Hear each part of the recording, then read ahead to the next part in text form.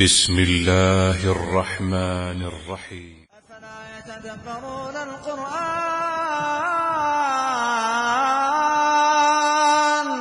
أفلا يتدبرون القرآن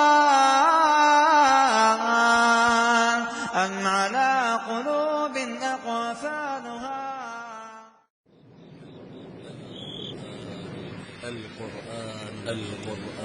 القرآن الكريم كتاب أنزلناه إليك مبارك ليدبروا آياته وليتذكر أولو الألباب.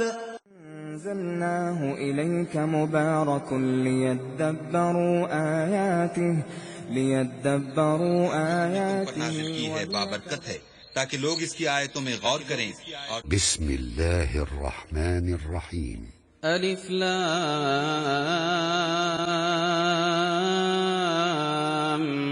میم ذلك الكتاب لا ريب فيه هدى للمتقين الذين يؤمنون بالغيب ويقيمون الصلاة ومما رزقناهم ينفقون والذين يؤمنون بما إن الحمد لله نحمده ونستعينه ونستغفره ونعوذ بالله من شرور أنفسنا ومن سيئات أعمالنا من يهده الله فلا مضل له ومن يضلله فلا هادي له وأشهد أن لا إله إلا الله وأشهد أن محمدا عبده ورسوله. يا أيها الذين آمنوا اتقوا الله حق تقاته ولا تموتن إلا وأنتم مسلمون. يا أيها الناس اتقوا ربكم الذي خلقكم من نفس واحدة وخلق منها زوجها وبث منهما رجالا كثيرا ونساء واتقوا الله الذي تساءلون به والأرحام إن الله كان عليكم رقيبا. يا أيها الذين آمنوا اتقوا الله وقولوا قولا سديدا يصلح لكم أعمالكم ويغفر لكم ذنوبكم ومن يطع الله ورسوله فقد فاز فوزا عظيما. أما بعد فإن خير الحديث كتاب الله وخير الهدي هدي محمد صلى الله عليه وسلم وشر الأمور محدثاتها وكل محدثة بدعة وكل بدعة ضلالة وكل ضلالة في النار. فأعوذ بالله السميع العليم من الشيطان الرجيم. بسم الله الرحمن الرحيم. قد أفلح المؤمنون الذين هم في صلاتهم خاشعون والذين هم عن اللغو معرضون والذين هم للزكاة فاعلون والذين هم لفروجهم حافظون إلا على أزواجهم أو ما ملكت أيمانهم فإنهم غير ملومين فمن ابتغى وراء ذلك فأولئك هم العادون إلى آخر. محترم حضرات، دینی بھائی اور بہنوں، یہ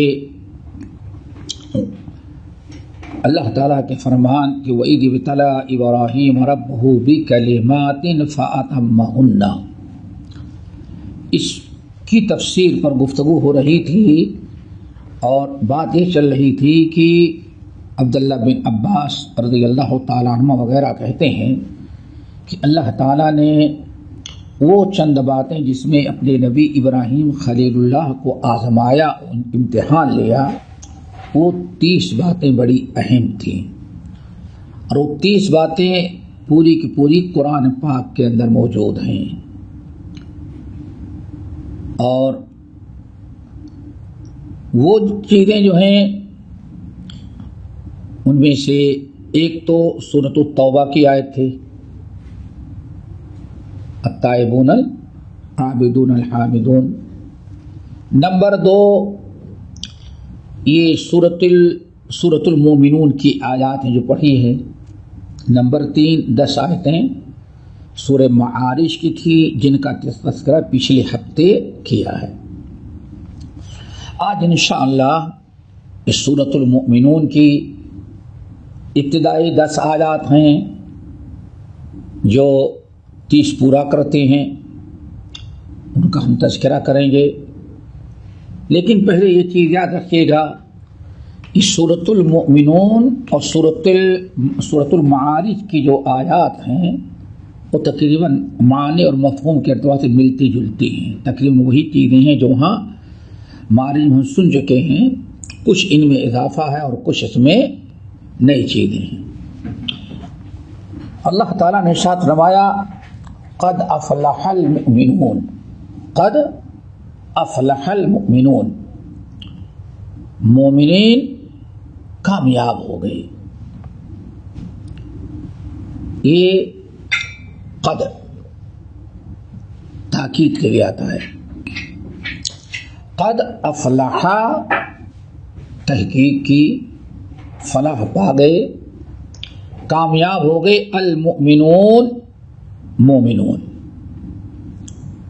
فلاح، فلاح کے معنی عربی میں آتے ہیں کسی چیز کو پھاڑ دینا، کسی چیز کو چیڑ دینے کا نام فلاح، عربی میں اس کو فلاح کہتے ہیں۔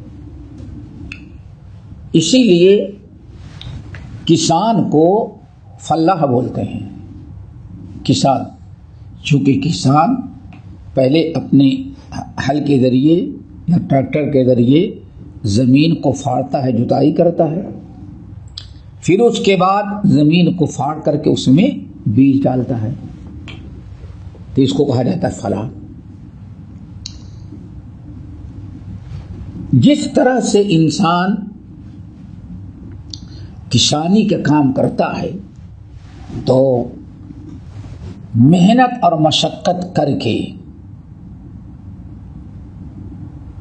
زمین پھاڑتا ہے، بیج ڈالتا ہے، بیج اگاتا ہے، زمین ہموار کرتا ہے، اتنے سارے مراحل کرنے کے بعد پھر وہ فصل اس کی تیار ہوتی ہے، کتنی محنت کرتا ہے وہ۔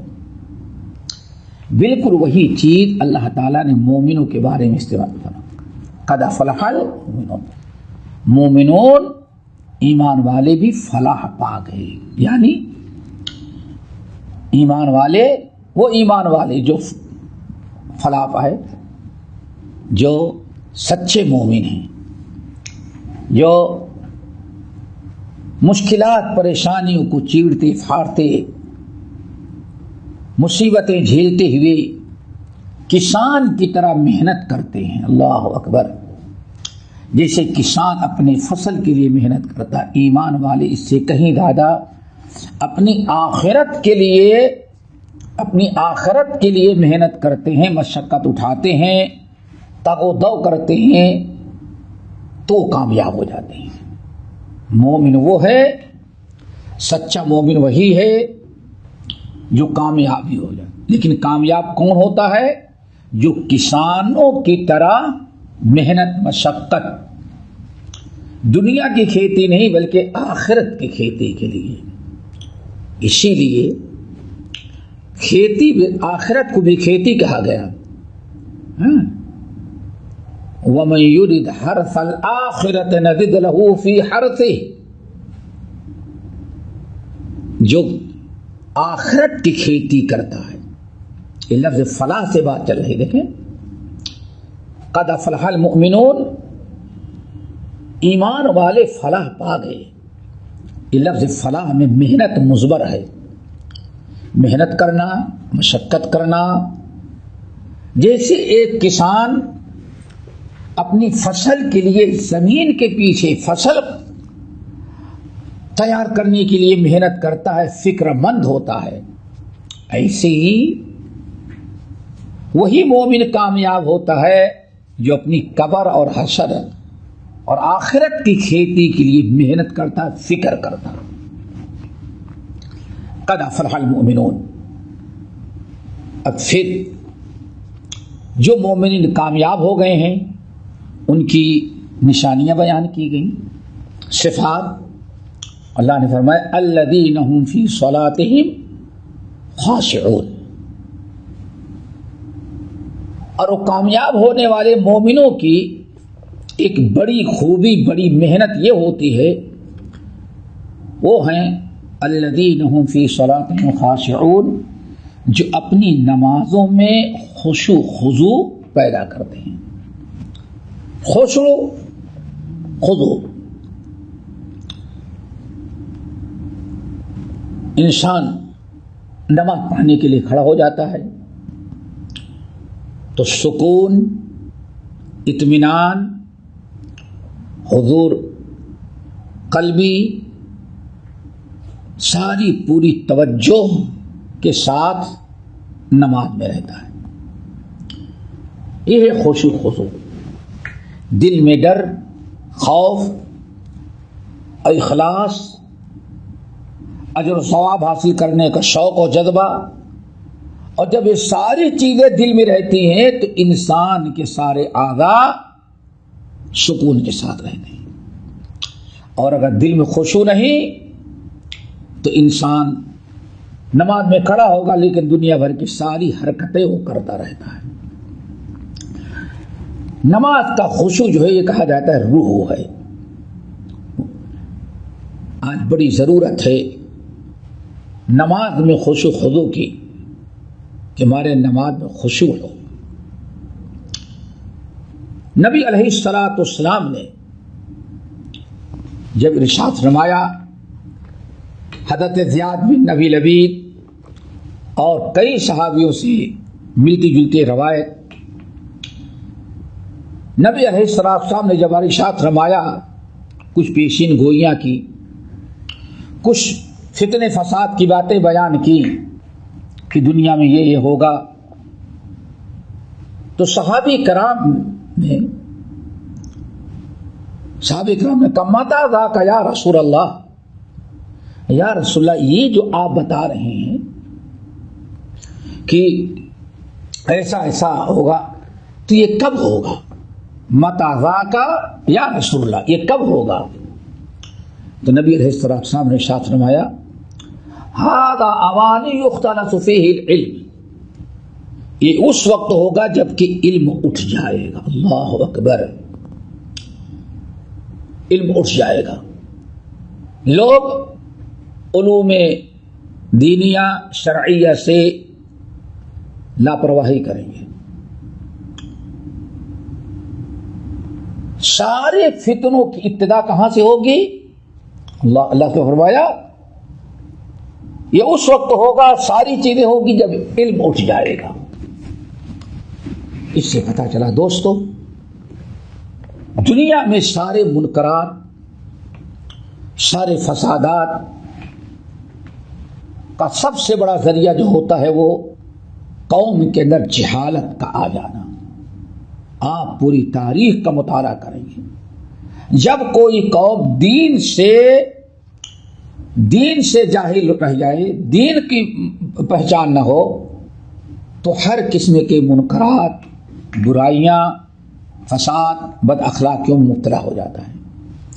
اس لیے اللہ نے ارشاد فرمایا، ھذا اوان یختلط فیہ العلم، یہ اس وقت ہوگا جب علم اٹھ جائے گا. اتنا سننا تھا. تو حضرت زیاد بن لبید رضی اللہ تعالی عنہ نے کہا، یا رسول اللہ کیف یختلط منا العلم، ہم سے علم کیسے اٹھ جائے گا؟ ہم نے آپ سے پڑھا، ہم اپنے بیوی بچوں کو پڑھائیں گے اور وہ اپنے بیوی بچوں کو، اس طرح سے علم جائے گا کیسے جب ہم پڑھتے پڑھاتے رہیں گے؟ تو نبی علیہ السلام نے فرمایا، او یا زیاد بن لبید، میں تو تم کو مدینے کا سب سے بڑا سمجھدار انسان سمجھتا تھا، اتنی بات سمجھ میں نہیں آئی. علم کے اٹھ جانے کا مطلب یہ ہے کہ وہ علم اٹھ جائے گا جس پر عمل نہیں ہوتا، یعنی عمل نہیں ہو رہ جائے گا، عمل ختم ہو جائے گا. لوگوں کے دل و زبان پر تو عمل علم ہوگا، لیکن زبان کا علم ہوگا، دل میں علم نہیں ہوگا. فرعون فرمایا، اما تری ہؤلاء، کیا تم نے یہود و نصارہ کو نہیں دیکھتے؟ کیا یہود و نصارہ کو نہیں دیکھتے؟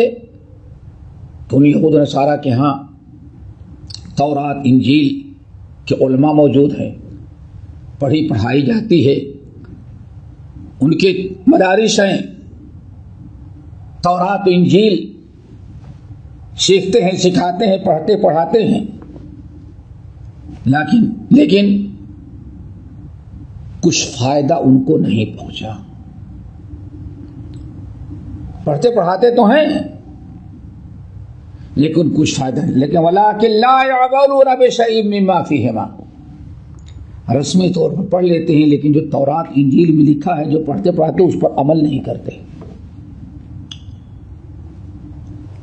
علم وہی ہے جس میں اللہ تعالیٰ کا خوف، خشیت ہو، ڈر ہو۔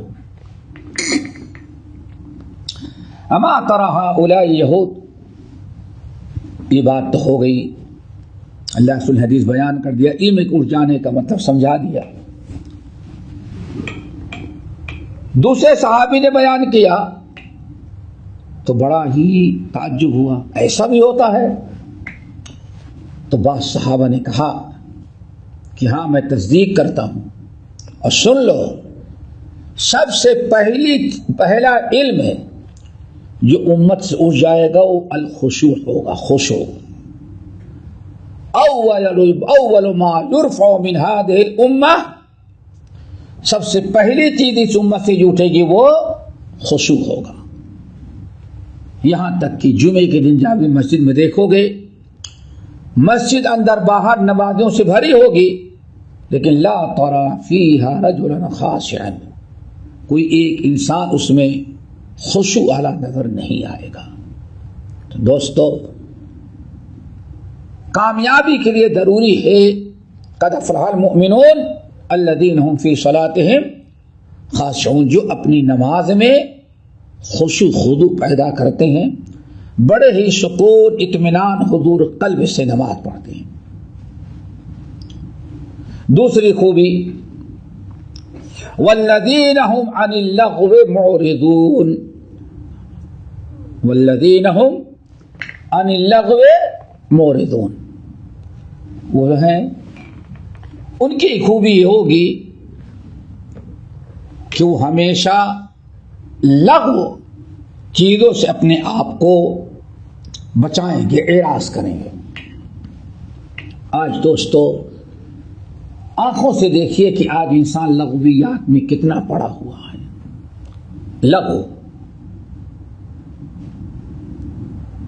لغو ایک کثیر المعنی لفظ ہے، اس میں ناجائز بھی آ جاتا ہے، حرام بھی آ جاتا ہے، ناپسندیدہ چیزیں بھی آ جاتی ہیں، فضول اور بیکار کام کرنا، بات کرنا، وہ سب بھی آ جاتا ہے۔ جو کامیاب ہونے والے جو ہیں وہ ہمیشہ لغو سے اعراض کرتے ہیں۔ یہ نیک لوگوں کی علامت، کامیاب لوگوں کی علامت ہے۔ لغو، لایانی اور فضول چیزوں سے اپنے آپ کو بچاتے ہیں۔ آج دوستو بڑی ضرورت ہے اس کی۔ آج پورا معاشرہ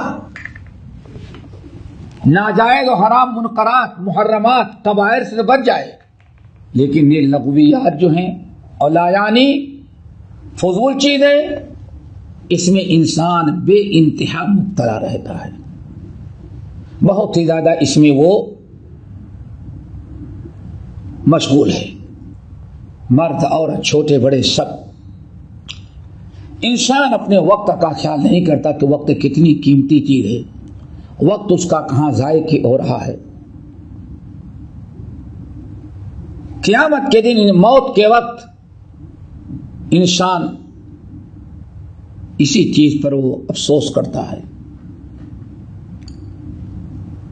یا حسرتا علی ما فرطت فی جنب اللہ، آج افسوس، ہلاکت و بربادی، حسرت و ندامت،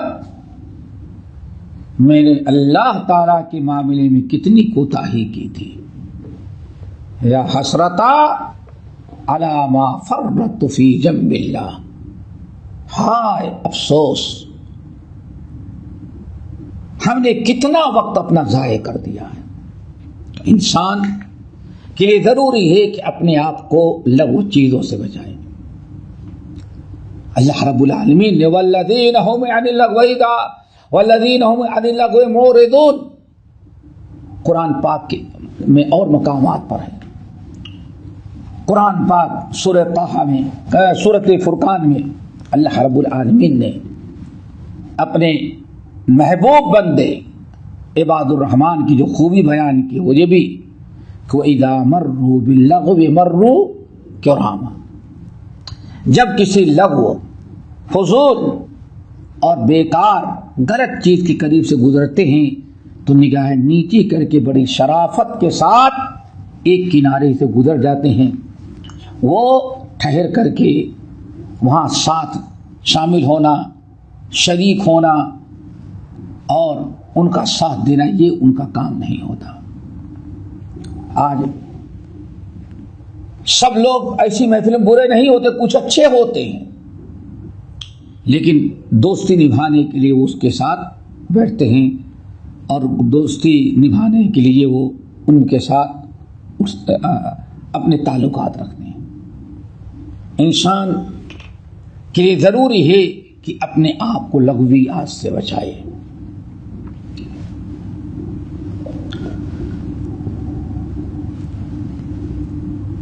والذین هم، نمبر 4، والذین هم للزکاة فاعلون، چوتھی آیت والذین هم للزکاة فاعلون، یعنی وہ لوگ جو زکوٰۃ کرتے ہیں.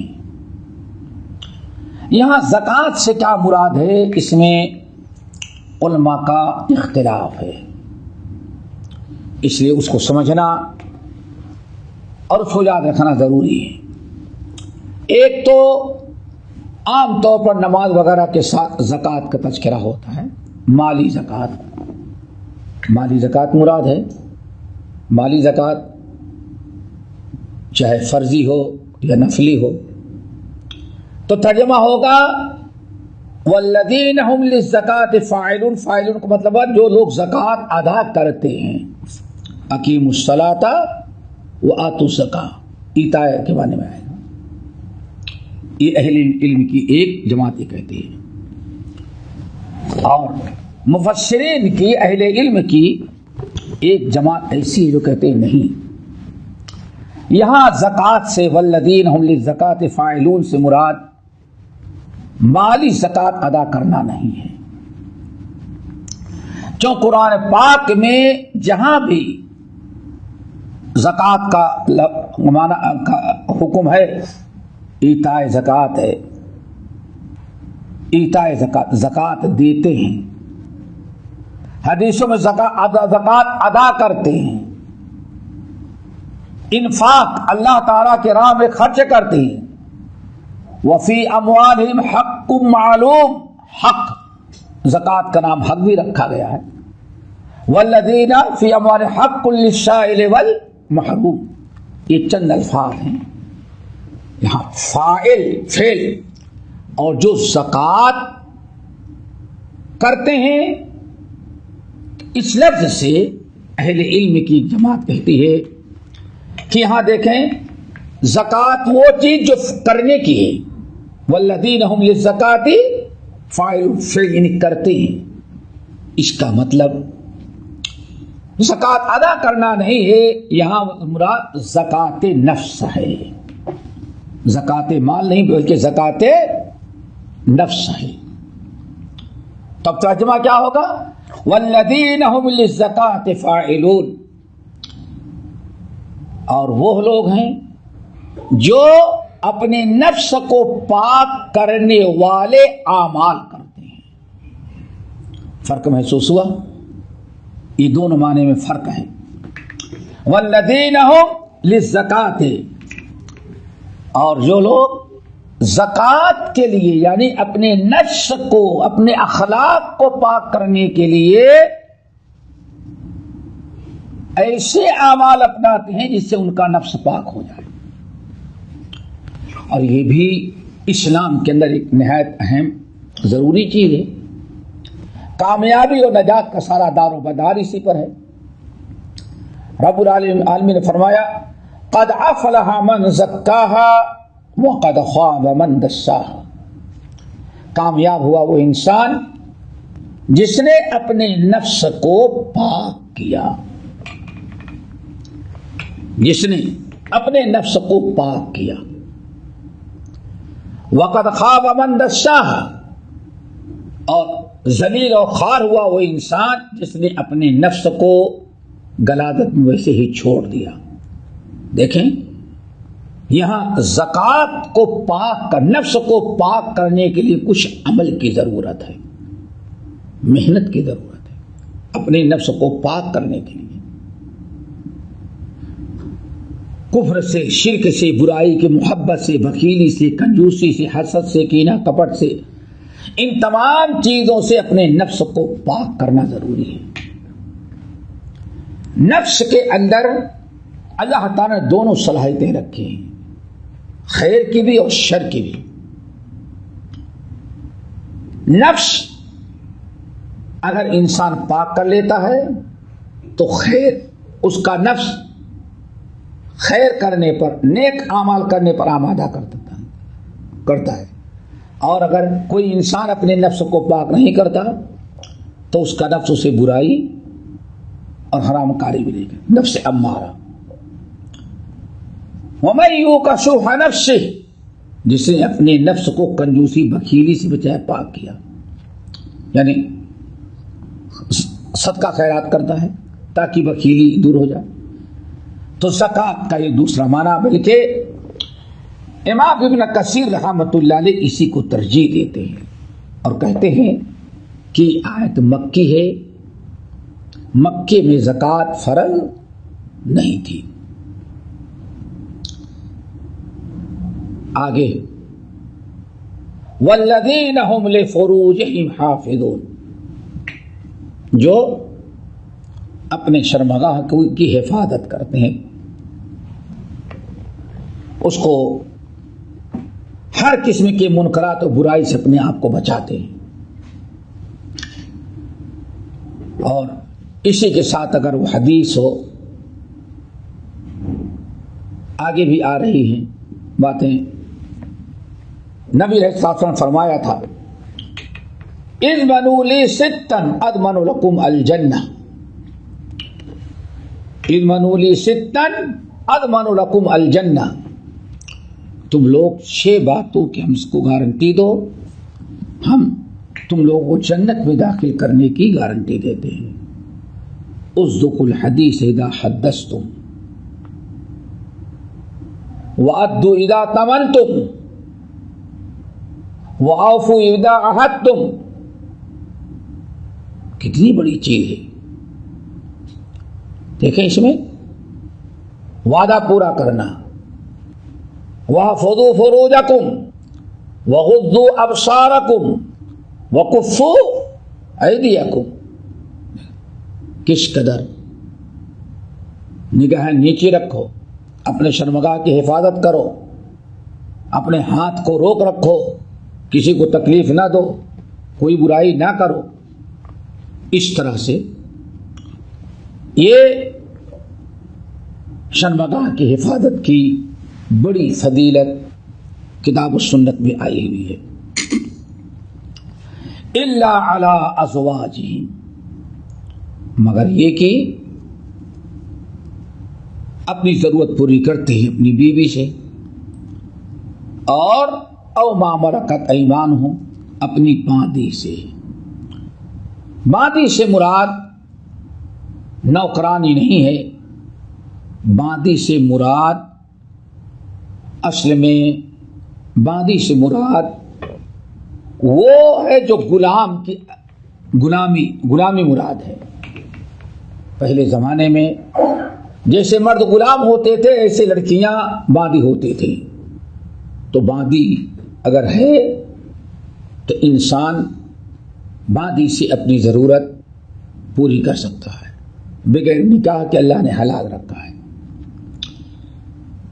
فَإِنَّهُمْ غَيْرُ مَلُومِينَ کہ یہ لوگ جو ہیں ان پر کوئی گناہ نہیں, کوئی ملامت نہیں اور کسی بھی قسم سے ان کو برا بھلا یا ان کے اندر کوئی کوتاہی اور کمی نہیں ہے.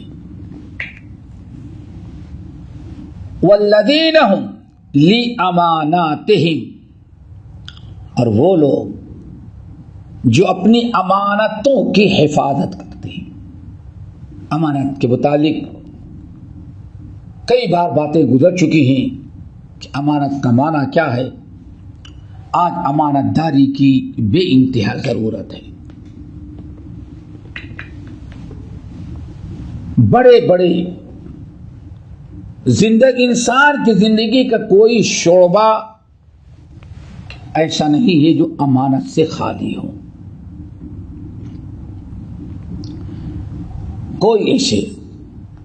کوئی لمحہ ایسے نہیں جہاں امانت داری کی ضرورت نہ ہو. اسی لیے امانت داری اگر امت سے ختم ہو جائے تو ساری برائیوں, منکرات اور بے دینی کی راہیں کھل جاتی ہیں. امانت داری ایک قسم کی سمجھو کہ تالا لگا دیتی ہے. برائی منکرات پر تالا لگا دیتی ہے اور جہاں امانت داری ختم ہوگی وہاں ہر قسم کے منکرات, برائیاں اور ساری بے دینی کی راہیں کھل جاتی ہیں. اسی لیے نبی علیہ الصلوۃ والسلام نے ارشاد فرمایا, متعدد روایات ہیں, اول ما یرفع من هذه الامة الامانہ. دین کی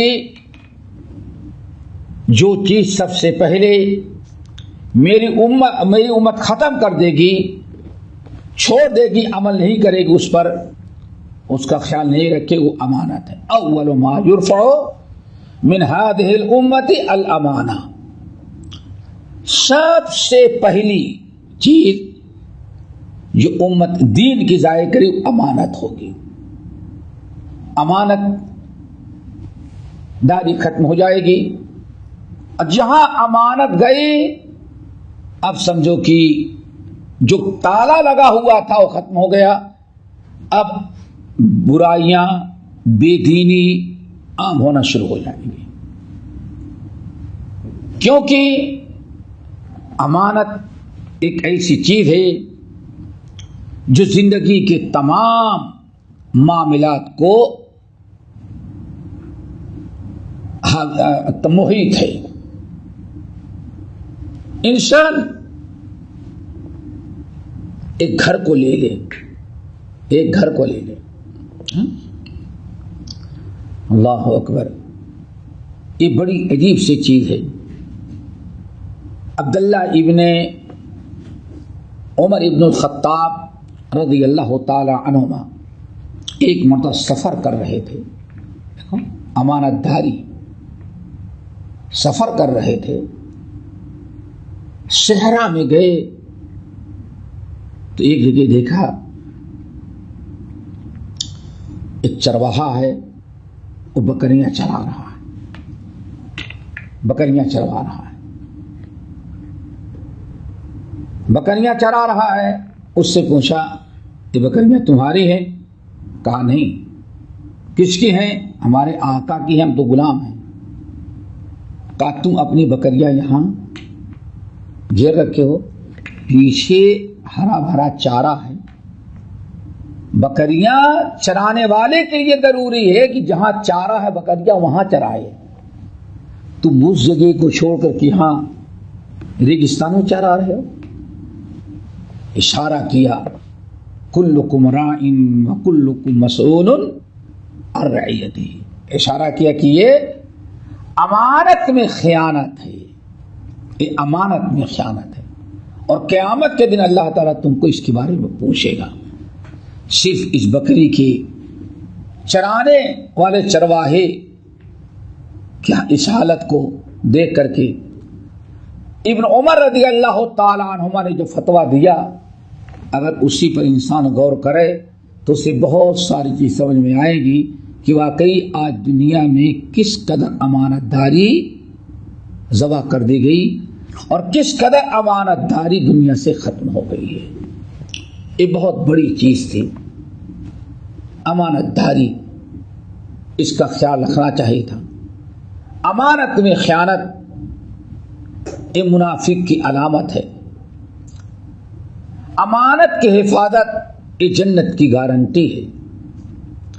نبی علیہ السلام ارشاد فرما رہے، ابھی آپ نے حدیث سنی، اضمنوا لی ستا اضمن لکم الجنہ، تم لوگ ہمیں 6 چیزوں کی گارنٹی دے دو کہ ہاں 6 چیزیں ہم کریں گے اور پابندی سے ان کو کریں گے تو ہم تمہیں جنت میں داخل کرنے کی گارنٹی دیتے ہیں۔ ان میں کیا چیز تھی؟ وَعَدُّوا إِذَا اؤْتُمِنْتُمْ، جب تمہارے پاس امانت رکھی جائے تو تم امانت داری کا ثبوت دو۔ امانت جس کی ہے اس کو وقت پر پہنچا دو، اس کو دے دو، خرچ نہ کرو، ٹال مٹول نہیں کرو، ورنہ یہ تمہارے لیے مشکل کا باعث بن جائے گا۔ تو امانت، والذین هم لاماناتهم، امانت، اسی لیے قرآن پاک نے امانت داری کا ایک بہت بڑا تاکید حکم دیا انسان کو۔ انا عرضنا الامانۃ علی السماوات والارض والجبال فابین ان یحملنها واشفقن منها وحملها الانسان انه کان ظلوما جہولا۔ دیکھیں کتنی بڑی وعید ہے۔ امانت پہاڑ بھی قبول کرنے کے لیے تیار نہیں، زمین بھی نہیں، بڑی بڑی مخلوقات امانت داری کی نزاکت کو سمجھ کر کے امانت نہیں قبول کیا، لا میں نہیں اٹھا سکتی۔ انسان نے ہمت کیا کہ اللہ تعالیٰ میں امانت کا حق ادا کروں گا۔ اللہ اکبر، اس سے انسان کی بڑی ہمت، حوصلہ، فضیلت ثابت ہوتی ہے۔ وَحَمَلَهَا الْإِنسَانُ، انسان نے کے سامنے پیش کیا تھا، انسان نے کہا ہاں اللہ میں اس کا حق ادا کروں گا۔ اِنَّهُ كَانَ ظَلُومًا جَهُولًا، اس سے پتہ چلا گیا کہ امانت داری کتنی بڑی چیز ہے۔ زمین، آسمان، بڑے بڑے پہاڑ، سبوں نے امانت داری، امانت قبول کرنے سے انکار کیا۔ اب انسان نے قبول کیا، بہت اچھا کام، وہ چیز انسان نے ادا کرنے کی ہمت کی جس کی ہمت پہاڑ، آسمان، زمین بھی نہیں کر سکتی۔ لیکن انسان اس کو قبول تو کیا لیکن ادا کرنے میں کوتاہی کرنے لگا۔ اب نادانی اس کا ثبوت دے رہا ہے، اب غلط کر رہا ہے، اب امانت نہیں ادا کرے گا تو گناہ ہوگا جو قبول کیا ہے۔ اسی لیے قرآن پاک میں جگہ بھیج گئی، ان اللہ یامرکم ان تؤدوا الامانات الی اہلها وَإِذَا حَكَمْتُمْ بَيْنَ النَّاسِ أَن تَحْكُمُوا بِالْعَدْلِ إِنَّ اللَّهَ نِعِمَّ مَا يَعِظُكُم بِهِ۔ اللہ رب العالمین نے حکم دیا، ان اللہ یامرکم ان تؤدوا الامانات الی اہلها، اللہ تعالیٰ تم لوگوں کو حکم دیتا ہے کہ امانتوں والے کے سپرد کر دو۔ اسلاف کس قدر امانت میں خیانت سے ڈرتے تھے، لیکن آج یہ چیز بالکل عام ہو گئی ہے۔ وَعَهْدِهِمْ، اور ان کی خوبی کیا ہے؟ ایک بات 40-30 باتوں میں سے وعدے کا پورا کرنا، عہد کو پورا کرنا۔ یہ عہد پورا کرنا، اس کی 2 قسمیں ہوتی ہیں اور دونوں کی تکمیل اور دونوں کو پورا کرنا ضروری ہے۔ ایک عہد ہے عہد کی دو شکلیں ہیں. ایک عہد تو ہے جو انسان کسی انسان سے عہد کرتا ہے، وعدہ کرتا ہے، انسانی حقوق سے تعلق رکھتا ہے، انسانوں کے معاملات سے تعلق ہے. اور دوسرا عہد وہ ہے جو انسان سے نہیں بلکہ رب العالمین سے تعلق رکھتا ہے. اور دونوں عہد کا پورا کرنا ضروری ہے. لا الہ الا اللہ محمد الرسول اللہ سے جو ہم پڑھتے ہیں گویا کہ عہد کرتے اللہ آپ کے علاوہ کسی کی عبادت نہیں کریں گے اور محمد صلی اللہ علیہ وسلم کی اطاعت کریں گے، ان کے سوا کسی اور کی کا طریقہ نہیں اپنائیں گے. یہ تو برابر اہل علم کے نزدیک معروف ہے کہ اللہ تعالیٰ کا عہد ہے. لا الہ الا اللہ محمد الرسول اللہ، یہ کلمہ اس کے ذریعے انسان نے، بندے نے اللہ تعالیٰ سے عہد کیا ہے. اس لیے دونوں قسم کے عہد کا پورا کرنا، چاہے اس کا تعلق حقوق اللہ سے ہو یا حقوق العباد سے ہو، دونوں قسم کا عہد پورا کرنا یہ انسان کے لیے ضروری ہے. اس لیے فرمایا والذین هم لاماناتهم وعهدهم راعون. اسی لیے اللہ رب العالمین نے قرآن پاک سورت بنی اسرائیل کے اندر بڑی تاکید فرمایا وَأَوْفُوا بِالْعَهْدِ إِنَّ الْعَهْدَ كَانَ مَسْئُولًا. وَأَوْفُوا بِالْعَهْدِ إِنَّ الْعَهْدَ كَانَ مَسْئُولًا.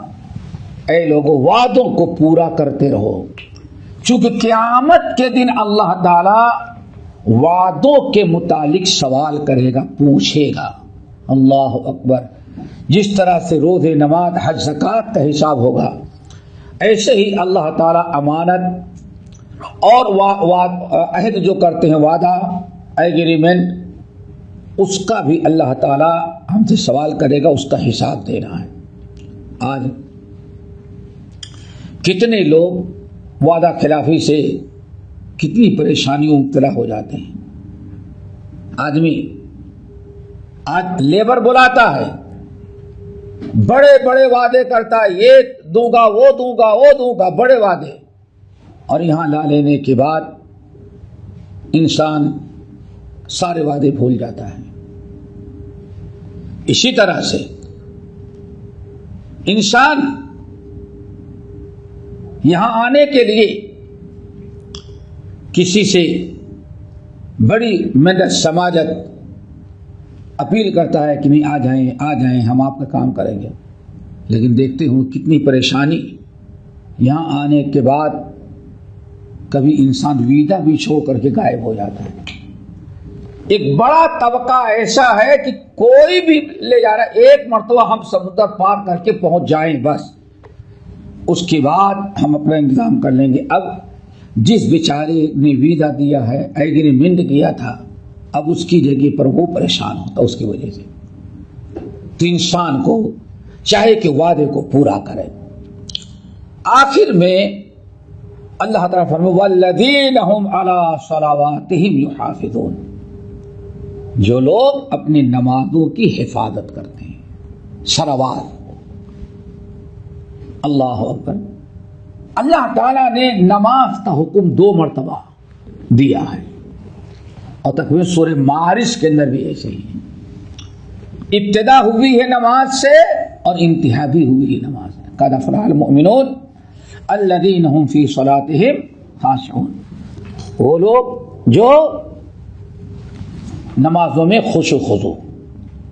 اور آخر میں بھی والذین هم علی صلواتہم یحافظون، یعنی وہ لوگ جو اپنی نمازوں کی حفاظت کرتے ہیں.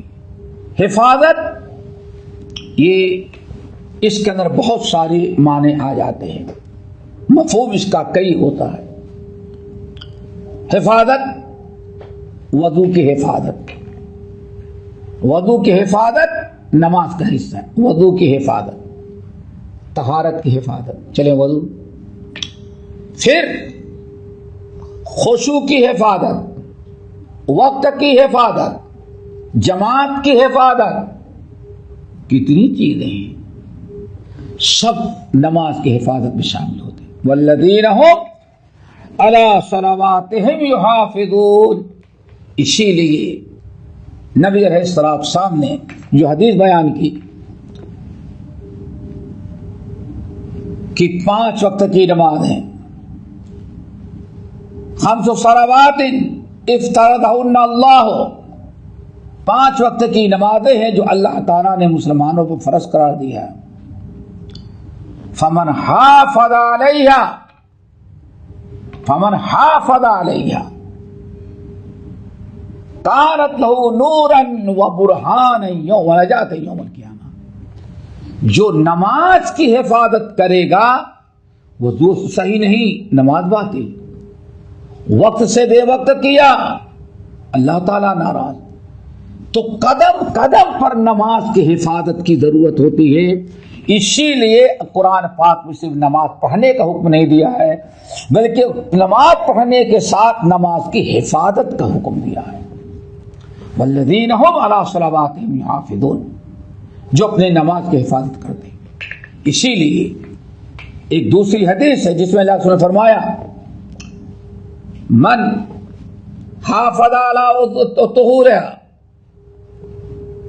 وضو کی جس نے حفاظت کی، ومن اتم رکوعہا وسجودہا وخشوعہا، جس نے نماز کا قیام قرات برابر کیا، رکوع برابر کیا، سجدہ برابر کیا، وخشوعہا، اور نماز کے خشوع بھی برقرار رکھا، خشوع کی بھی حفاظت کی، یہ نمازی ہے جس کی نماز اس کو کامیاب بناتی ہے۔ اور اگر نماز کی حفاظت نہ کیا، وقت کی، وضو کی، جماعت کی، رکوع سجود کی حفاظت نہ کیا تو انسان بڑے نقصان و خسارے میں۔ اللہ کے ارشاد ہے ومن لم یحافظ علیہن، جو اپنے نماز کی حفاظت نہیں کرتا اس کا حشر قیامت کے دن اللہ تعالیٰ فرعون، حامان، قارون اور ابی بن خلف کے ساتھ کریں گے۔ ومن لم یحافظ علیہا، اور جس نے نماز کی پابندی، نماز کی حفاظت نہ کیا۔ تو یہ ساری چیزیں ہیں جو ابراہیم علیہ السلام کو جن کے ذریعے آزمایا گیا، اور ابراہیم خلیل اللہ علیہ السلام کے آزمانے کے ساتھ ساتھ دوستو سب سے بڑی چیز یہ بھی ہے کہ اللہ تعالیٰ نے اپنی کتاب قرآن مجید میں قیامت تک آنے والے مسلمانوں کو بھی اس پر عمل کرنے کی دعوت دی، اور جو خیر برکت کی چیزیں تھی وہ اللہ تعالیٰ نے وہ بھی اس امت کو عطا کیا۔ ایک نماز پڑھتا ہے 27 گنا ثواب پاتا ہے، کتنی بڑی چیز ہے۔ اللہ نے فرمایا اولئک هم الوارثون، یہ لوگ ہیں جو وارث ہیں، اصل میں یہ ہیں جن کو اللہ تعالیٰ وارث بنائے گا۔ اولئک هم الوارثون، یہی لوگ جن کا اوپر تذکرہ ہوا، یہ لوگ ہیں جو جن کو اللہ تعالیٰ وارث بنائے گا۔ کس کا وارث بنائے گا؟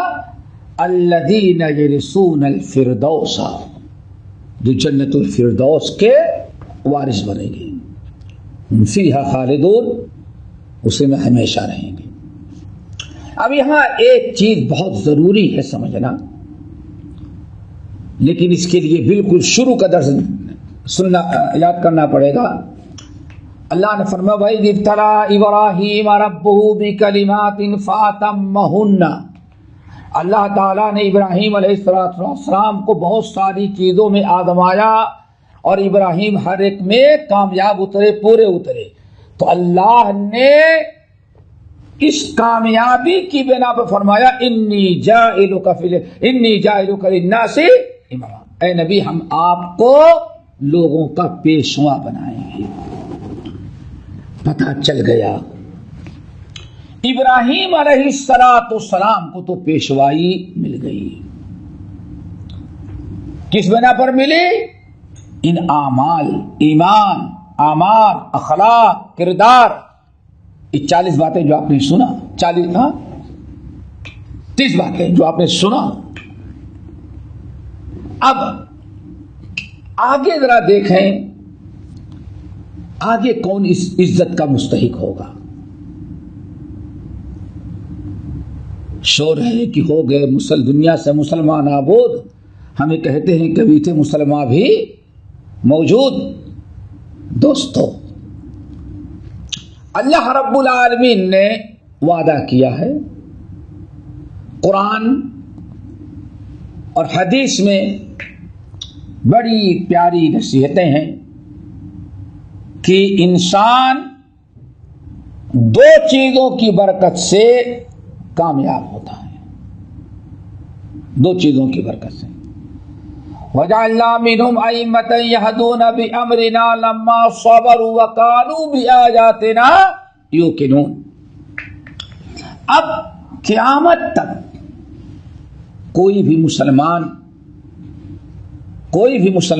قوم اس وقت تک امامت نہیں حاصل کر سکتی، دنیا میں اس کو عزت، اس کو پیشوائی نہیں مل سکتی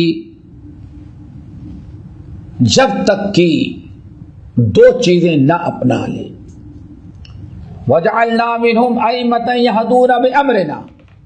ایک تو یہ ہے کہ ہمیشہ دین کی باتوں، دین کی پابندی کریں، شریعت کی پابندی کریں اور لوگوں کو وہ اسی دین کی طرف بلاتے رہیں، آمادہ کرتے رہیں. وَجَعَلْنَا مِنْهُمْ أَئِمَّةً يَهْدُونَ بِأَمْرِنَا لَمَّا صَبَرُوا. بڑی اہم آیت ہے. 2 چیزیں ضروری ہیں، ایک یہ دین حق پر قائم رہے اور دین حق کی دعوت دیتے رہیں، بے دینی کو ختم کرتے رہیں، آپ خود دین پر پابند رہیں اور دوسروں کو پابندی کی دعوت دے، اصلاح کریں. یہ پہلی چیز ہے. نمبر 2 صبر. صبر بے انتہا ضروری ہے. صبر ایک ایسی چیز ہے جو انسان کے لیے غلبہ، عزت، قوت و طاقت اور سلطنت، ہر چیز کا سبب بنتی ہے. وَجَعَلْنَا مِنْهُمْ أَئِمَّةً يَهْدُونَ بِأَمْرِنَا لَمَّا صَبَرُوا. اور اسی چیز کو اللہ رب العالمین نے قرآن پاک میں متعدد مقامات پر بیان فرمایا، جس صبر اور تقوی. وَإِن تَصْبِرُوا وَتَتَّقُوا وَإِن تَصْبِرُوا وَتَتَّقُوا. اگر تم لوگ صبر کرو اور تقوی اختیار کرو. دوستو، یہ 2 چیزیں ہیں، صبر اور تقوی. اگر انسان صبر اور تقوی اپنے اندر پیدا کر لے، اور صبر ایک قسم کا نہیں، 3 قسم کا صبر. صبر علی الطاعہ، صبر عن المعصیہ اور صبر علی البلایا والآفات. 3 قسم کا صبر کرنا پڑے گا. نمبر 1،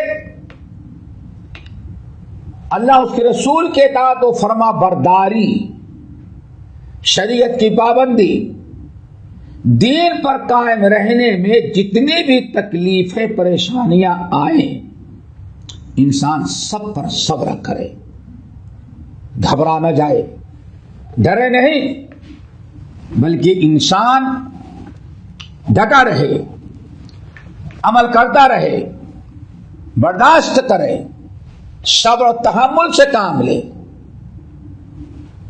یہ صبر کی پہلی قسم ہے. آج دوستو بہت زیادہ صبر کی ضرورت ہے. اس ماحول میں شریعت کی پابندی کے لیے صبر ضروری ہے، اور صبر ہی کے بعد انسان سرخ روح ہوتا ہے. صبر کی دوسری قسم صبر عن المعصیہ. برائیوں سے، حرام کاریوں اور ناجائز چیزوں سے بچنے کی ضرورت ہے دوستو۔ انسان برائی سے بچنے میں کتنا بھی نقصان اور خسارہ اٹھانا پڑے، لیکن اپنے آپ کو اللہ اس کے رسول کی نافرمانی سے بچائے، یہ صبر برائی سے بچنے پر ہے، اس کا بڑا اجر و ثواب ہے۔ یہی صبر حضرت یوسف علیہ السلام نے کیا۔ انہ من یتق ویصبر، اللہ نے کہاں سے کہاں تک، جیل سے کہاں تک پہنچا دیا۔ صبر عن المعصیہ۔ اور تیسرا صبر ہے علی البلاء والآفات، بلاؤں، آفتوں، مصیبتوں میں اور پریشانیوں میں صبر سے کام لے، واہ ویلا نہ کرے، نہ صبری کا مظاہرہ نہ کرے، اللہ تعالیٰ کی لوگوں سے شکوہ شکایت نہ کرے، اللہ تعالیٰ کی فیصلے پر راضی رہے۔ اگر انسان یہ تینوں صبر کرے گا تو اللہ رب العالمین اس کو دنیا آخرت دونوں جہاں میں کامیابی عطا کرتے ہیں۔ اللہ رب العالمین نے یہاں بھی کامیابی بتائی کہ الذین یرثون الفردوس، جنت الفردوس میں وہ داخل ہوں گے، اولئک ہم فیہا، اور اسی میں ہمیشہ رہیں گے، خالدون یعنی ہمیشہ رہیں گے۔ اللہ تعالی ہم سب کو عمل کے توفیق نصیب فرمائے، اپنی کتاب سیکھنے سکھانے کے توفیق دے۔ انشاءاللہ آئندہ اس کے بعد والی آیت خانہ کعبہ کی تعمیر وغیرہ کا بیان آئے گا۔ اللہ ہم سب کو سننے کی، عمل کرنے کی، سیکھنے کی توفیق دے۔ اقول قولی ھذا واستغفر اللہ من کل ذنب واتوب الیہ۔ کیا رمضان کے مہینے میں ہم تراویح ادا کرتے ہیں، ہاں، نمازیں، اور باقی مہینوں میں اسے تہجد کے نام سے جانا جاتا ہے، ہاں، کیا ہمیں یہ دونوں ادا کرنا چاہیے رمضان کے مہینے؟ نبی علیہ السلام نے ایک ہی نماز پڑھی ہے اور ایک نماز پڑھ لیں گے۔ اگر امام کے ساتھ با جماعت تراویح کی نماز آپ نے پڑھ لیا ہے، اللہ کے رسول نے فرمایا گھر جا کر کے سو بھی جائیں گے تو اللہ تعالیٰ رات بھر آپ کو نماز پڑھنے کا ثواب دے دیتا ہے۔ سوال اس میں ایک حدیث کی وضاحت کرنا چاہتے ہیں، کیا کہ ایسی کوئی حدیث ہے جس میں کہ جو ہے کہا گیا ہے کہ اللہ تعالیٰ جو اپنے بندوں کی جو آزمائش میں مبتلا کرتا ہے، اور بندہ جو ہے اس آزمائش پر بھی جو اللہ کا جو ہے اللہ کا جو کبریائی اور بڑائی بیان کرتا ہے، اور ساتھ ہی ساتھ صبر اختیار کرتا ہے، اور اللہ تعالیٰ جو ہے اس کو اس آزمائش کی وجہ سے جو ہے قیامت کے دن جو ہے اس کو جو ہے جب اٹھائے گا، اس حالت میں اٹھائے گا جیسے ماں اپنے بچے کو جنتی ہے، سارے گناہوں سے پاک ہوگا۔ جیسے امام احمد، غنیم اور علی وغیرہ نے صحیح حدیث۔ بہرحال گناہوں سے پاک ہوتا ہے۔ اللہ تعالیٰ آزمائش میں دیکھا ہوگا، سنا ہوگا کہ انسان آزمائش میں صبر کرتا ہے، اللہ تعالیٰ کا فیصلہ سمجھتا ہے، تو وہ دنیا میں مرنے کے پہلے ایسا چلتا ہے کہ اس کے نام اعمال میں کوئی گناہ اور برائی رہی نہیں جاتی۔